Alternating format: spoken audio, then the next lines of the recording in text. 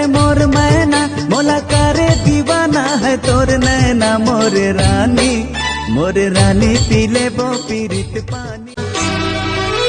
तोला लागे है उम्र 16 साल दुपट्टा संभार गोरिया।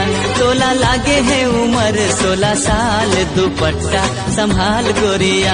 गली खोर में हो जाही रे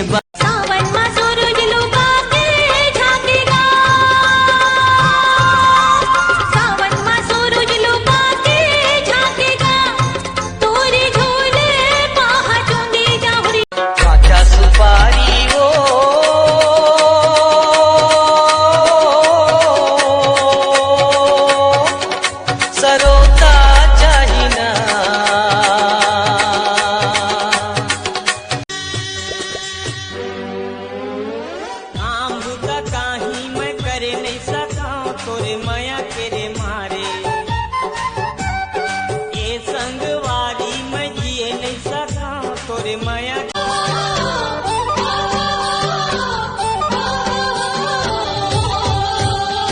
अरे हाय रे हाय झमाझम माया लागे ना तेरी बोली मोर झमाझम माया लागे ना।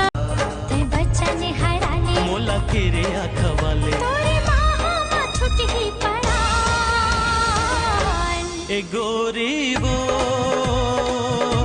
ये रुन झुन पे तोरे पर मोर धड़कन धड़क धड़क जाए तोरे पर मोर धड़कन धड़क धड़क जाए होए चले अनहोनी आँखें फड़क जाए रे झरे झरे गिरे पानी दिया गिली नजर मांगे जादू चलाए एक झलक मामोला दीवाना बनाए।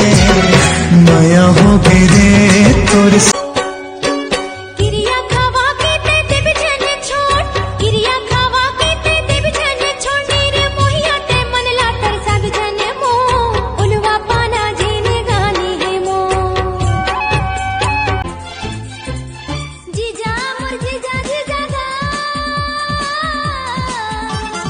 मोला बड़ा नीक लागे ना जीजा मोर जीजा जीजा गा तोर संग भरम के मोला पारा बस्ती गामा होगे बदनाम गौ के में का तोर नामा होगे बदनाम गौ के में तुला ससुरे